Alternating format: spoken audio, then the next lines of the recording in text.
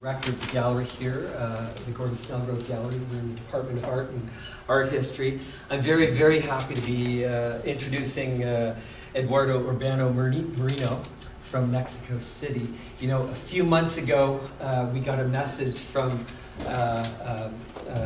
Dr. Jose Zenteno, who's sitting in the back row here, telling us that he had been supporting an artist and was involved in the commission of a new work that's going to be unveiled in the Royal University Hospital tomorrow at 1:30. If anybody's interested in attending the unveiling, it is open to the public. I'm assuming that you've actually known Eduardo for some time. And I think I was watching a YouTube video of you talking about one of his work, this work actually, last year. And but you were also profiling another painting that was up on an easel, right? Yes. A figure painting of a woman here. And I was imagining that was perhaps your painting and that you were a personal patron as well of Eduardo's. So I want to thank Dr. Zenteno very much for turning us on to Eduardo. Dr. Zenteno is a neurologist and a specialist in epilepsy research. And in fact, the painting that Mr. Urbano was commissioned to do was on the subject of epilepsy. And you're going to show us some photographs of that painting that will be unveiled tomorrow. You know, we're very lucky to have somebody like Eduardo, because it's quite unusual for us in this department, even though we've got a kind of we're notable for encouraging and supporting figurative painting here. Although it's rare for us to get any visiting artist who's so accomplished in the Renaissance skills of, perspective and human anatomy as Eduardo, so that it's going to be a real treat for us to see your work here. And in fact, when I was looking at your paintings on your website, you've got a very nicely developed website. Many of Eduardo's paintings are quite large, on the scale of murals, and I couldn't help but think that, coming from Mexico, that you were placing yourself in the tradition of the Mexican muralists, right? Yes. And maybe you can talk to us a little bit more about that and how you see yourself as, carrying on that tradition, which is a great tradition from Mexico and all through South and Latin America.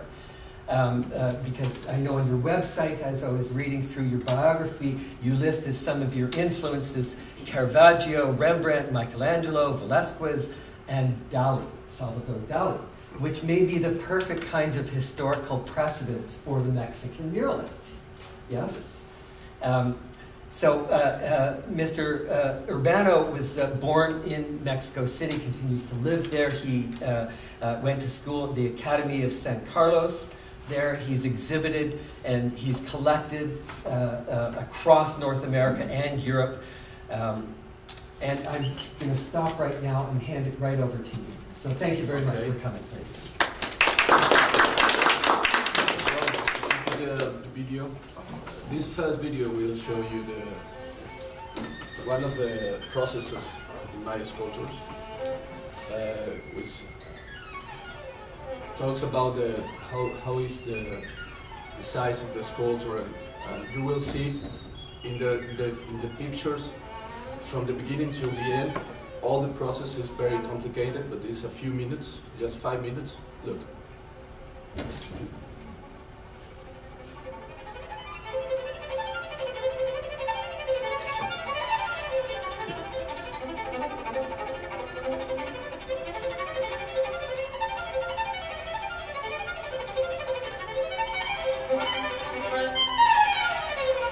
This was a commission for a very important lawyer in Mexico.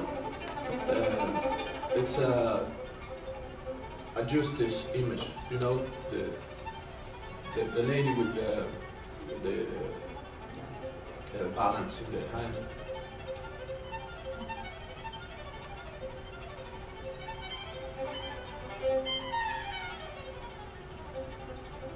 I've been working months in this sculpture, but now you can see it in 5 minutes.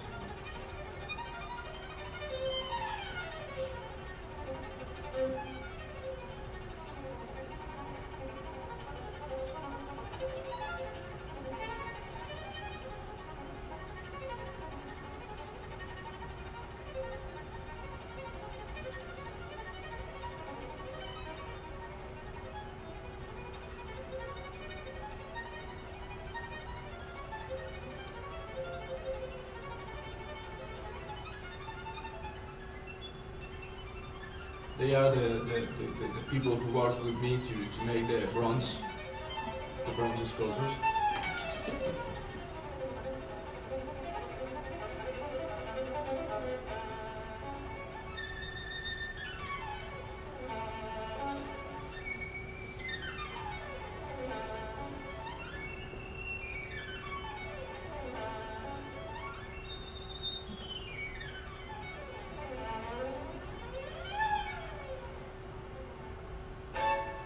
Very well. Yeah. Okay, now I will show you some works, some paintings, murals. Talk about them. Is it these ones here? Yes.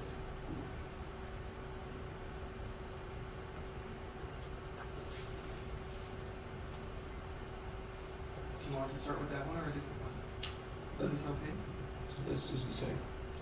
Well, this one is a painting, which is now in Saskatoon, by the way. The real. Okay. Oh, excuse me, Eduardo, I noticed that, and I meant to mention this, that the Rouge Gallery is actually Yes. representing some of these works here, Exactly. here in Saskatoon. Yes, two of my paintings are now in the Rouge Gallery.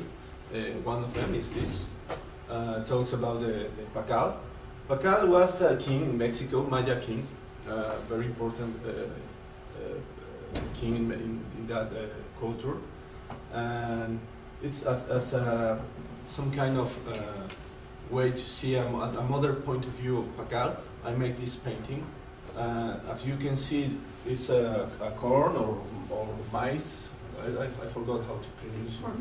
Yes. But it's a corn. Yeah. But in Mexico, as you know, it's the country of the corn. And the Mayas think we are made by corn, all the human bodies, and we are in the age of the man of corn. So at the end of the day, if you see the calendar, the Maya calendar, we are in the same age of them. So that's the reason I included in my painting. So here's the cacao, chocolate.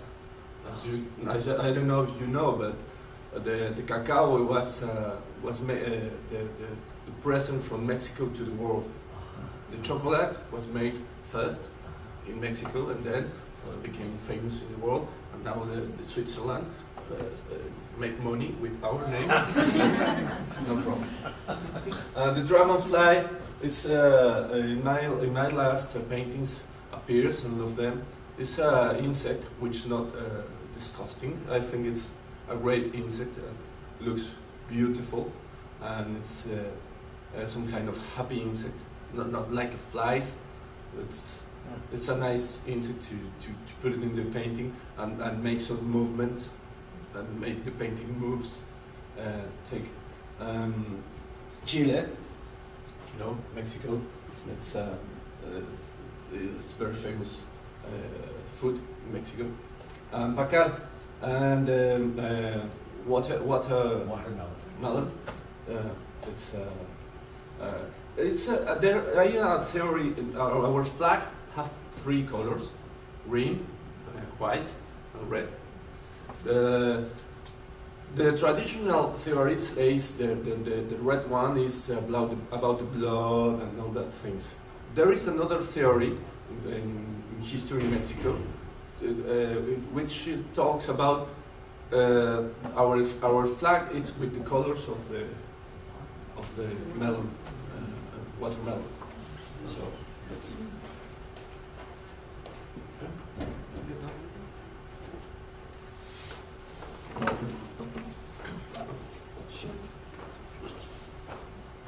Okay. Oops. Sorry. I think it's. Okay. Try it now.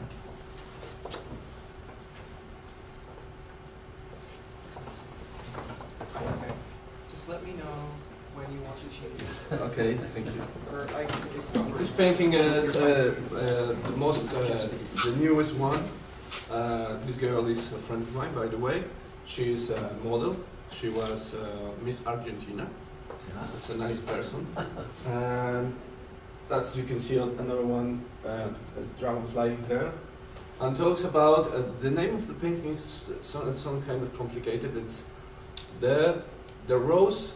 It came from the deepest thoughts of a lady. Some kind of that in English, but and it's that kind of painting which is not relaxed painting, but at the end of the day, I think the lady's always trying to say something strong, and need to say that something with lovely words, because they are ladies. But at the end, looks very strong. I don't know if you get it, but that's the point of the painting. What? Well, this is in Saskatoon as well, in the Roche Gallery. You can see it in life. The model is another friend, model, professional model from Argentina, and talks about the Mayas as well, with all of the wall behind her, have some kind of mix between the Mayas and our world. For example, here you can find the Einstein theory. Here you can find the date, the painting date in Maya numbers with 10, 9, and 2030. The date.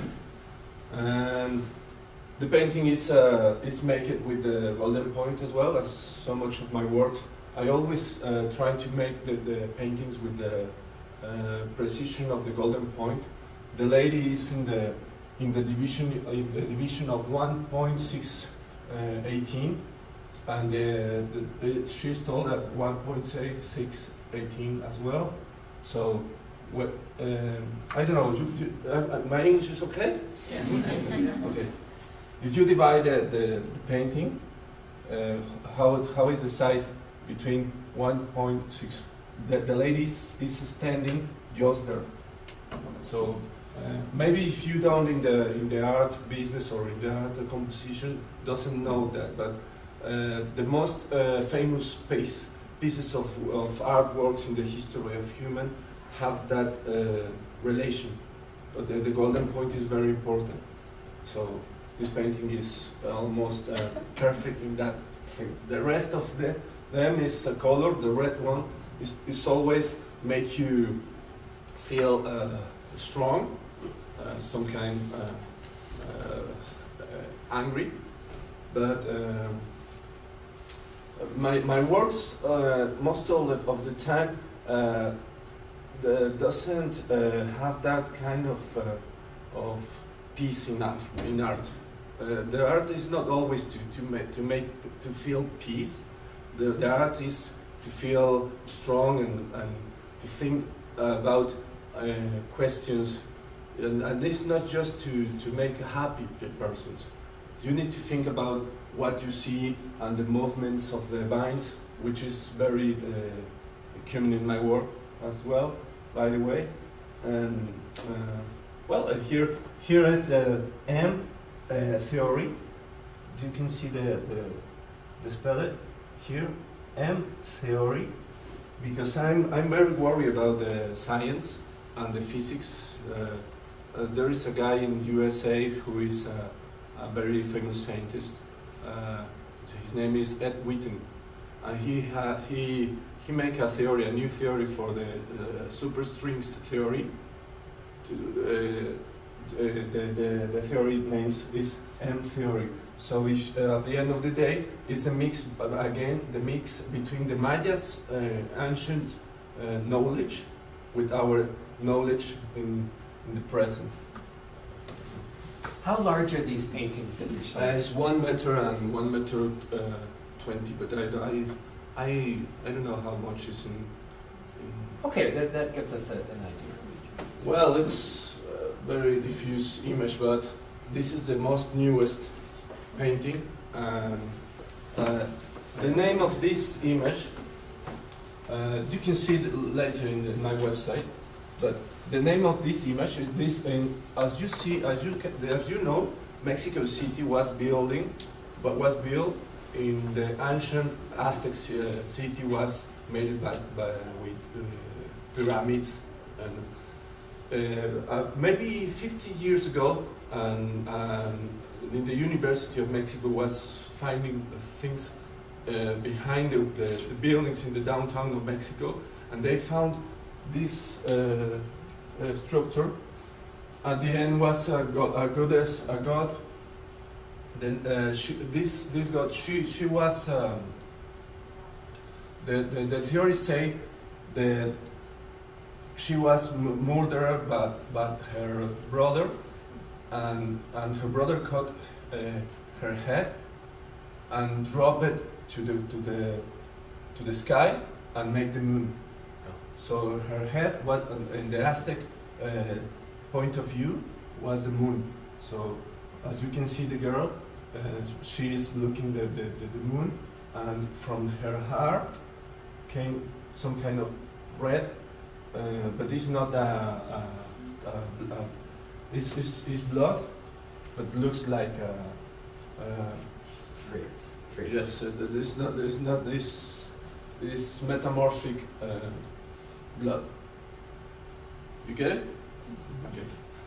I beg your pardon for my English, but sometimes it's complicated to talk about my art, but yes, I will my best effort to show you. What's next? This is a mural. Oh, you want to sit here? Because I feel like this is a mural and talks about again this mural talks about what is bad and what is good. I was reading about Nietzsche. Nietzsche talks in his books what is bad and what is good. And if you see this girl, looks like a double, isn't it? But with angel flags. And this girl looks like an angel, so shine like an angel. But if you see with careful, one of them looks more evil in the face, and this one. Even if she is looking more white, at the end of the day, she is more evil in the eyes, like this one. And it's the same here with the guys. This is a compensation between the evil and the good. At the end, you can ask me for everything. But, and the planets in the history of human race have theories about which one is the best, the bad one. Mars used to be the bad one because it's red, but it's not. Again, it's about the colors, what the point of view of the colors make sense in the human history.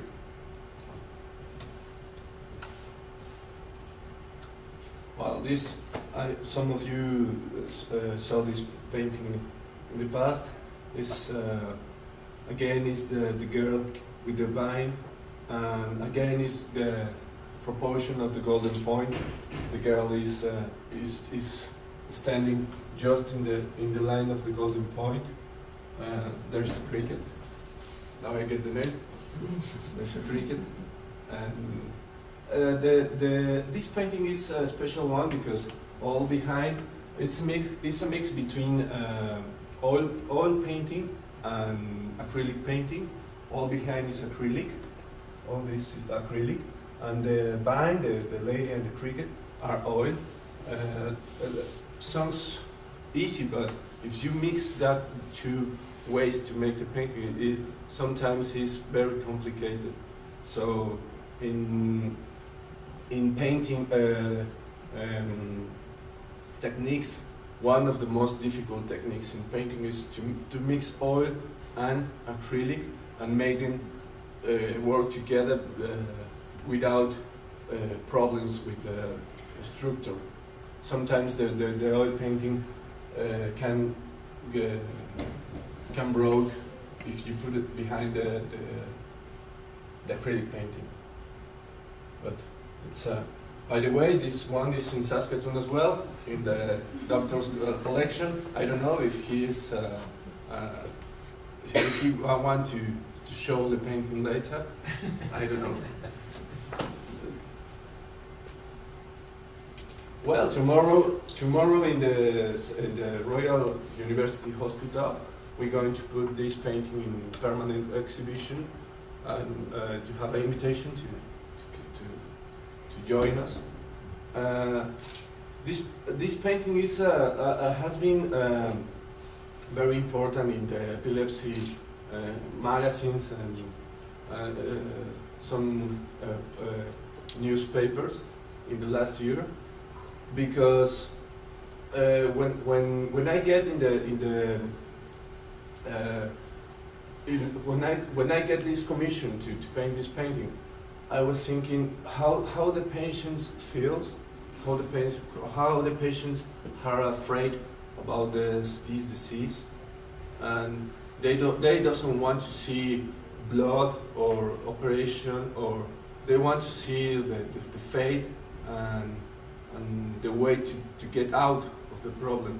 So that at the end I get this image which talks about the patients with seizures, feeling very bad, and stand up, and the doctor say, okay, it's okay, the nightmare is behind, and now you are okay, you feel better. So again, I need to say, this guy, the young one, is my cousin. He's a real doctor in Mexico. He's cardiology, and this guy is my mother's husband, who is a doctor as well. So they are in the painting. The image is important, I think, because sometimes the doctors, when the patients came to them, the doctors knows about medicine, but it's difficult for them to show a faith, to show how to talk about how the patient can go out of the problem without say the truth. The truth is there is an operation, there is a blood. So they show that this work just with one image. With one image, they can show the way to get out without all that problem, and that's all. It's a straight message, I think, and friendly message. Tomorrow, you can see it in the hospital. What time? It's 1:30. 1:30. We will put it in the permanent exhibition. Okay. Eduardo, can you just say a few things about, you've got some very specific symbolism here, so maybe you could point us to those. As you remember in the history of art, always left hand is for the evil, and right hand is for the good things. So it's the same. In the right hand, you can see the future, the good things will happen if you get closer with the doctors. And in the left hand, you can see the guy who is suffering for the disease. The neurons in the epilepsy. Here is some neurons, dark ones, sick neurons, and here is a neurons with cured neurons. This thing is the grid, the thing that the doctors use to cure the patients. And here's the Canadian symbol. And here's the golden point in this painting is this one, which is the lily. What? Tiger lily. I always forget the name. It's the flower of the Saskatchewan. Yay.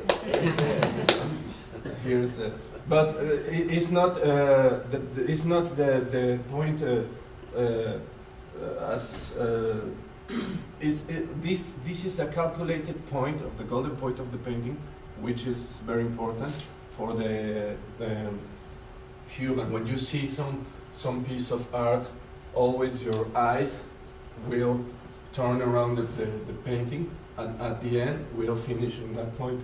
That's the reason this is called the golden point. Tomorrow you will see in the real one in the hospital. And maybe just to add, Eduardo, that we had the opportunity to do an article review for epilepsy and behavior with probably 10 pieces of art since the renaissance of epilepsy surgery. And then we finished with this one in the paper, in the article.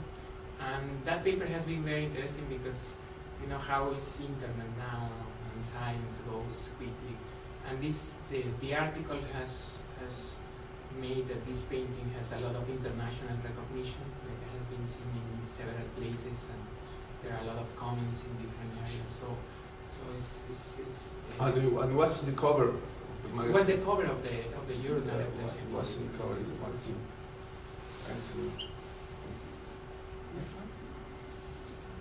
Well, this painting looks small here, but it's a mural. It's 5 meters, 10 meters. It's huge painting. As example, if you take me a picture with my mural, I will look this size. This is a human body from my mural, so it's huge. And it talks about the independence of Mexico.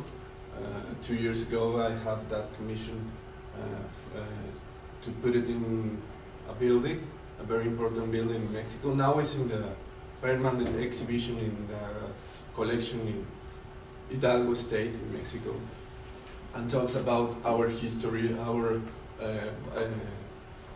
fight for being an independent country. The white horse in the history of arts, you can see in Velázquez, Goya, Rembrandt, Europe artists, always the white horse in that paintings always talk about the country, the people of the country, because if you talk about the Canadian independence and the war, it's obviously you always talk about the heroes, and in U.S. is Lincoln, but nobody talks about the people who dies in the battles, and nobody knows them. So in Europe, if you see a mural or a sculpture or painting, and you see some horse, if the horse is white, it's always representing all the people who dies behind the heroes. So I put it in front of my mural. These are our heroes, with all respect, but the people is from them. And I put an ancient lady with fighting here, because I think it's not just in Mexico. In the history of the world, the ladies and the girls need to put it in front, because they are always fighting and doesn't appear in the history. So I put it in the mural in the front as well, in the front of the battle. This is the eagle with the snake in our flag, and talks about all that things, and it's huge. It's another one. The some of you maybe knows that thing. It's a calendary, Aztec calendary. As you know, in Mexico, the Aztecs, the Mayas, have a very precision calendaries. Mathematics was forward. Their knowledge was forward in mathematics and astronomy. So this is the sun, the sun in Aztec calendary talks about the different stations in the year, winter. So the fire came from the calendary, and becomes to be a lady who flies in the sky. And this other lady is like a rose, trying to get to stop the time, because if the time is running, the rose is going to die. So the rose trying to stop the time. Another dragonfly here. And why I put I include the angel in that mural? Because if you see, the angels doesn't have anything to do in the Aztec knowledge because I want to mix again our world with the Aztec world. So it's a mix between religions and points of view. The sky, the moon, because you see the sun, you need to see the moon. This is the moon, and the angel is there, and this girl is in the water and is floating there. But why the water is like a wall? Because I don't want the mural to have sense with the balance. If you are in earth and you are stand up in earth, always the water with the forgot the name. Always the water came down, isn't it? So in my mural, the water flowed with no sense, as in the universe, in the space. You need to see it in life. You need to go to Mexico to see it live. Well, as you can see, the size is huge, and I hope you like. This is another mural. It's the same size of the last one, and again talks about the Mayas, about the representation of the universe, the moon, the numbers of the Mayas. This is a god of the water god.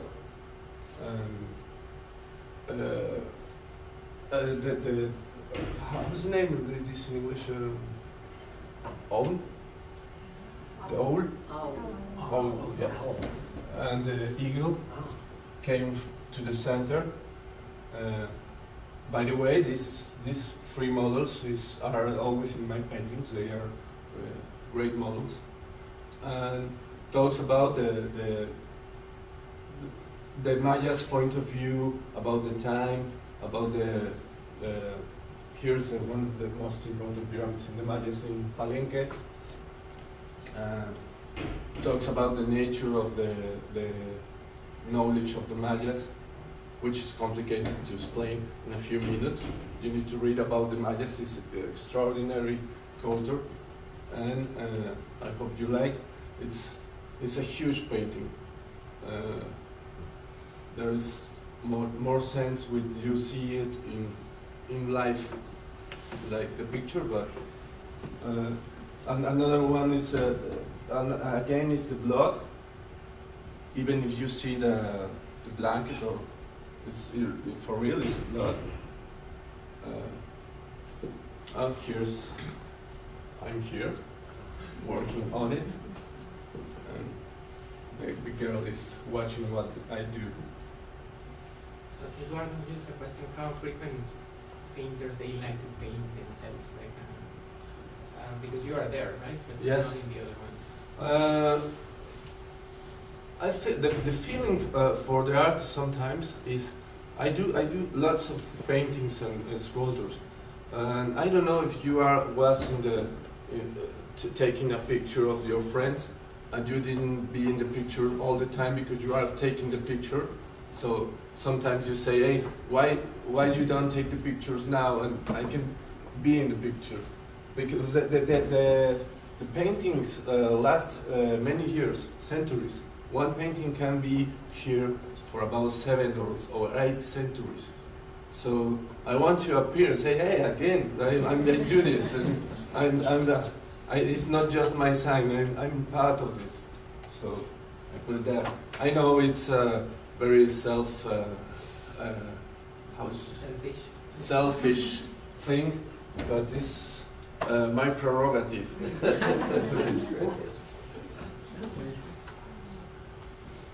The mural we passed here is more clear. Another mural. You saw it. You saw it. This is one of my sculptures. Now what you see is the same thing I was talking about, the corn. We was made the corn. This is the corn, the DNA mixed, because the Mayas thought that we was made with the corn DNA. And the name of this god, it's not a god, was a king, Maya king.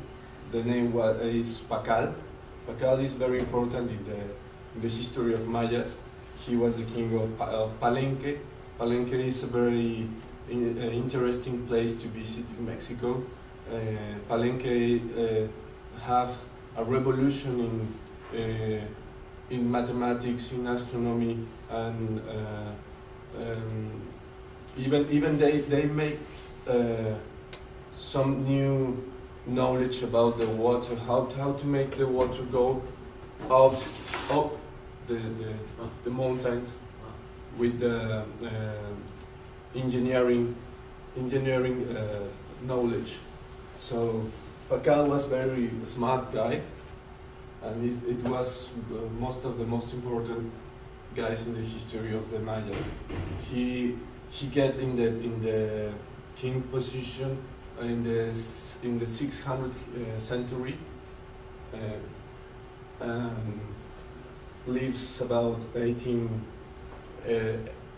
years. He was a great king. He get all the Mayas culture get forward just for his knowledge. He was amazing. So now this piece in bronze is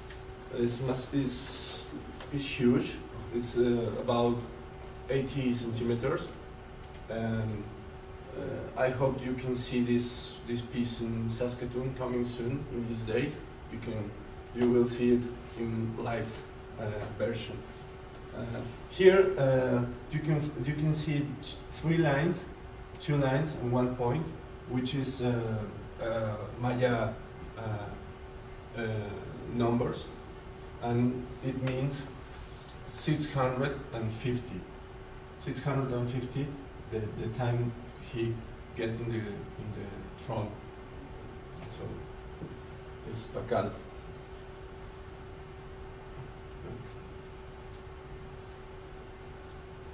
That's everything. Do you want I'll play that Okay. next video? Well, if you have some questions, So you have this other video. the other video.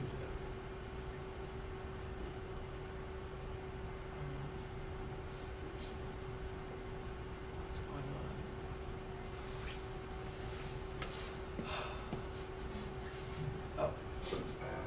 We can put some. Is this the same one as volume. No, this is No, this is another one. This sculpture is I made for the Rheumatology College in Mexico. Talks about the arthritis disease, and it's all the process. I think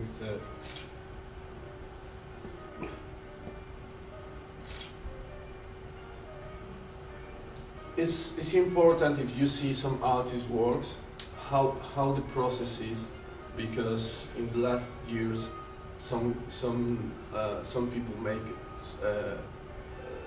no ethic, do things easily, just copying or make models from the other models, and you need to see what happens in the process to know it's real art from the beginning. You made it with hands. Here's 3 hands. One of them is very have arthritis and is very sick. In the middle, the second hand you will see is became to be cured as with the medicine, and the hand in the top of the structure is completely healthy. Look, and talks about the faith, talks about to get closer with the medicine, with the doctors. You need to get closer to the doctors, and you will be cured. The sculpture was shown the first time in a very important place in Mexico, which is a castle. In Mexico City, we have maybe the only castle in all America, even in Canada, doesn't have a real castle from the centuries ago.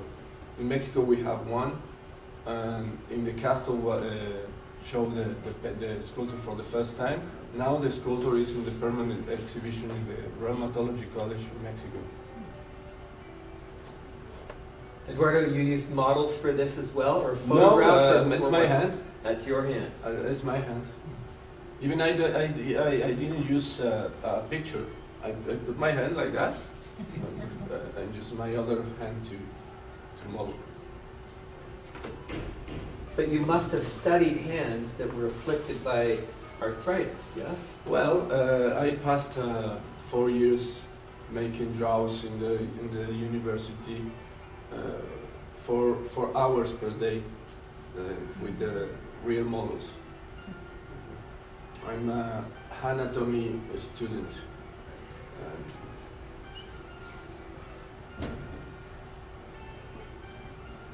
It again is all the process.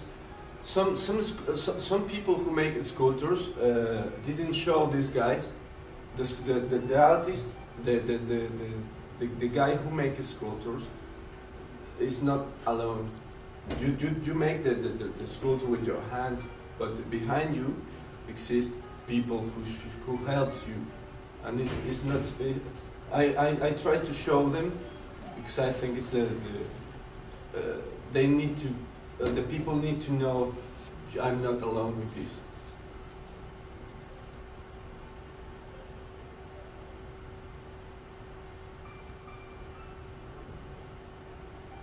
Here's the piece in bronze.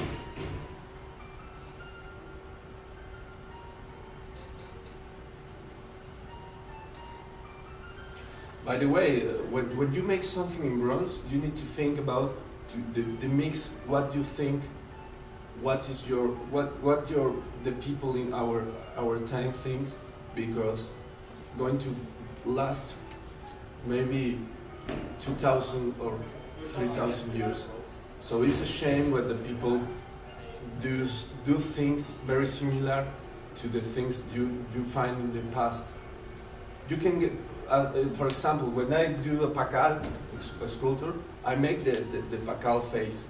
I mix it with something of our times, talking about the DNA, and send it to the future. If you make something with no sense, if you make something and you doesn't include a point of view of your time, I think it's a loss of time.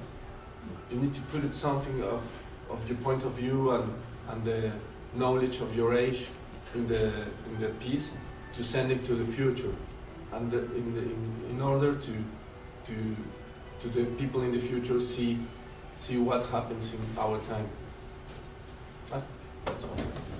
You have some questions? Some of you is sleeping. What are you working on now? What is your project now, to date? Well, I have in Mexico. I will begin a mural I will begin a new sculpture, and I have about 10 projects in my mind. 7 of them is about to begin in the next days. I always working. I always have a new project. Some of them are closer to the medicine and science. I'm very worried about that. I think the art is not just for paint beautiful bodies. We need to mix knowledge and science and art can be together in the piece and talk about talk about our time, our knowledge, our new point of views. It's a shame my English is okay because I want to tell you so much more about my paintings and the sculptures. I hope this conversation can be help to understand what I do. Anyway, in the websites and all the web, you can find things about me and what I think about the art and my works. Eduardo, how much of your practice, how much of your artwork is driven by commissions? Because you're clearly in demand by many scientists, by medical research facilities. I saw I think you showed a picture of the 4 paintings. Those were part of a health spa that's going up now. So you're probably, can I assume that you're making a living as an artist, first of all? Well, or do you work as a waiter on the side? no. No. I'm some kind of a slave of arts. I'm always, I begin my day thinking in arts and end up my days with arts. And the real art, it's not relaxing thing. The real art is always with you, like I don't know how to say, but it's near to, I'm not sure, a lovely nightmare. A lovely nightmare. It's always with me as I pass my time thinking how to say something, to put it in the piece of art, and I always worry about if I do the great job to say something, to show the people what I try to say. And I don't know if you are talking about that, but I'm not kind of a slave of art. You can live from I'm live for the arts. But the projects that you're working on, are they mostly working on commissions that people have asked you for? Yes. Or do you have like completely independent works that you're doing as well? When I began years ago, I used to be very famous to make copies. When I in my 20s or 21 years old, I made copies from Rembrandt, Caravaggio, Goya, exactly the same. And it was for the money sometimes, but it was to get the knowledge as well. Then became to be more independent, and now the people pay me for make some pieces of art, but all of them are my own ideas and my own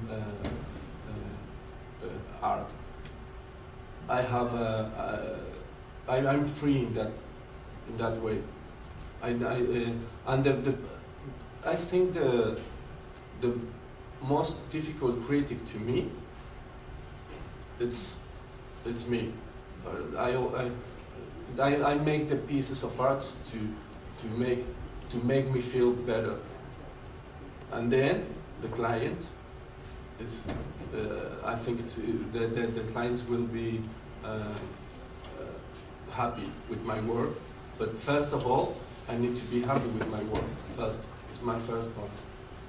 Is that ever a struggle for you? For example, have you ever had a commission that you felt uncomfortable with in some way? And did you ever struggle with that? I'm thinking of somebody like Goya, for example, who, editorialized made comments in some of his works that were subversive. And many artists would have received commissions from patrons that they wanted to undercut in subtle ways that could be read by certain people and not others. Do you ever have those struggles in your artwork? No, because if you think that, you never work properly. I never think about what they going to, if the people going to be happy, especially in the magazines, because the magazines always talk what they need to talk to sell the magazine. Sometimes lie about the paintings. And I never think, I never worry about that when I was working. Responding to your question, it was a painting in my past, which one maybe was the only problem in my career, because the client was a very friend of mine, and give me a commission to paint a bullfight. And I'm against bullfight, and he knows. But it was another time, and he is one of my best friends, and I make the painting. Maybe it's the only painting I do with no feeling. I do the painting, no problem, but it's wrong. Maybe it's the only one. The rest of my paintings are with my heart. Yes. All of them. You included the for example, this is one example for your question. This sculpture was made last month. I made this sculpture last month, and it was a commission, but free commission. The client say, I want a sculpture. I want a sculpture. I just think about it and do whatever you want. And she proposed the topic. She told me, oh, maybe Bacal is a great topic, because she and I always talk about Bacal, and that's the reason I make the. But I make the sculpture with free of include what I want to include in the sculpture with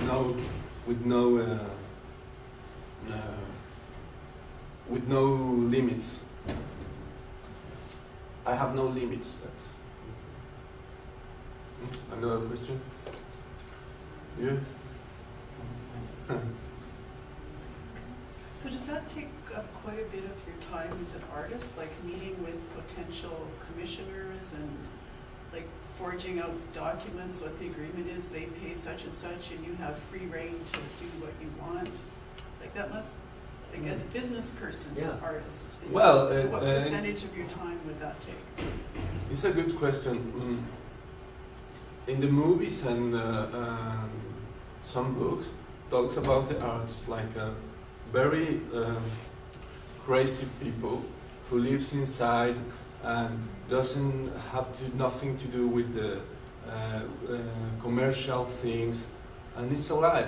The artists need to be good in commercial things as well, because at the end it's you are some kind of a product, but you need to be the best product.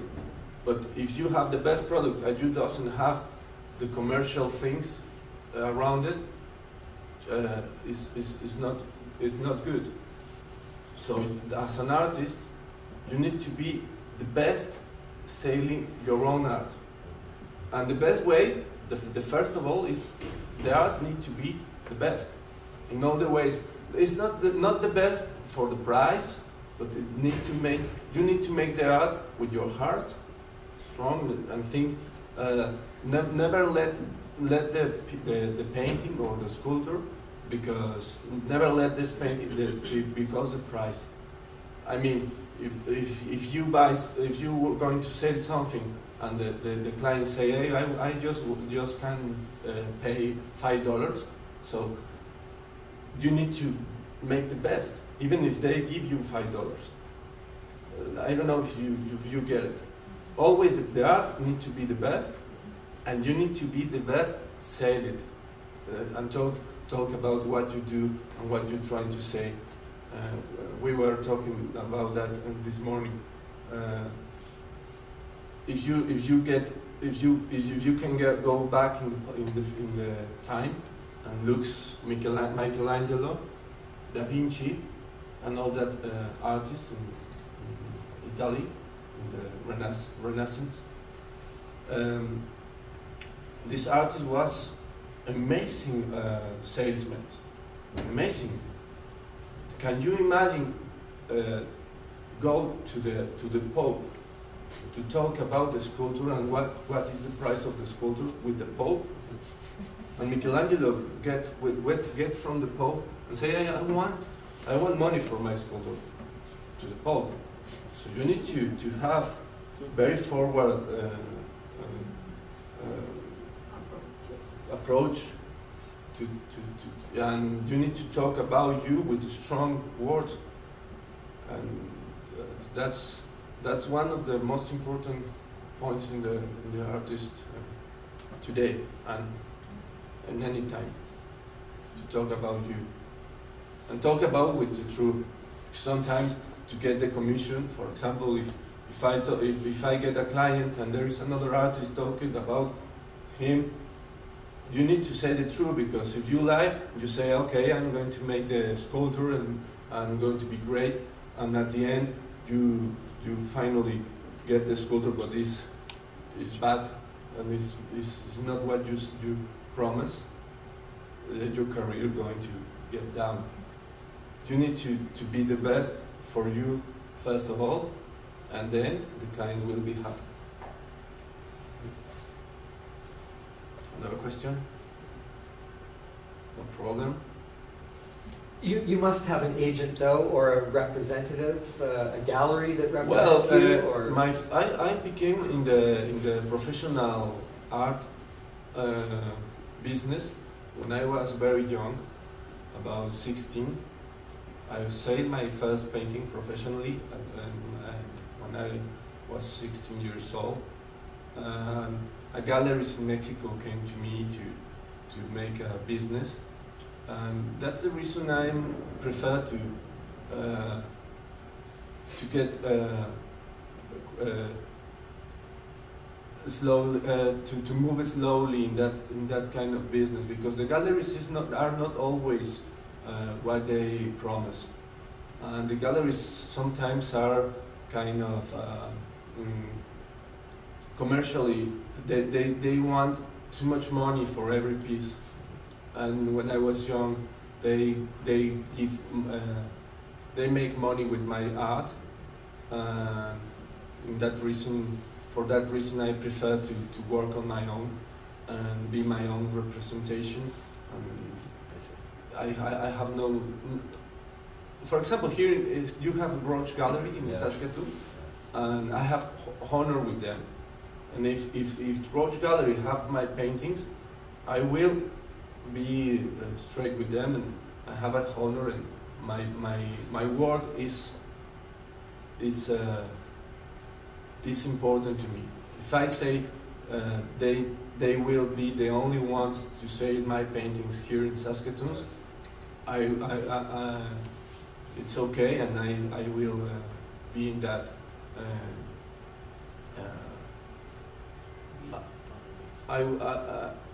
My word is on the business, but there is no paper, there is no sign. It's just between the Roach Gallery and me. on a handshake. I have no representation in that kind of level. I prefer to work on my own. How often do you show in public galleries, or that aren't without, aside from commissions? Well, that's a great question. One of my problems worldwide is when somebody, when I have invitation to make an exhibition of my work, because from my childhood I never have enough paintings to cover a gallery, because all of them is sold. So it's very funny, because much of artists need to have some galleries to show their works because they have the paintings there. But I never have paintings because every painting I finish or sculpture is sold. So I never have enough pieces to show, and that's the reason sometimes I need to say no for the invitations because I don't have enough works to show.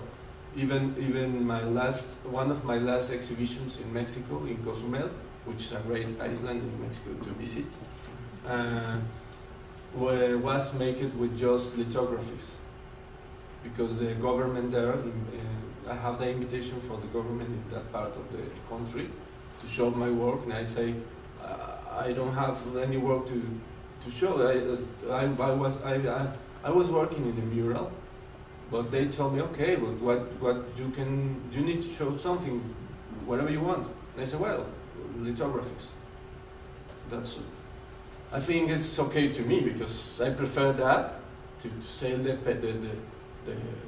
pieces, not for the money, because it's the way you can see the people what you do, the people like what you do. But at the end, that's the reason sometimes I need to say no for the invitations, and that's the reason maybe I have no as much exhibitions as I could have. Anyway, I have so much exhibitions in many parts of Mexico and Europe, and now here in Saskatoon as well. It strikes me as a very nice problem to have. It's a very nice problem to have. Exactly, the resume is exactly a very nice problem to have. Another question? If there aren't any more questions or comments, I'm sure Eduardo will be around for a few minutes if you'd like to talk to him personally. Don't worry, I'm not crazy. Well, I'm crazy, but I'm not standing here. So. Thank you very much.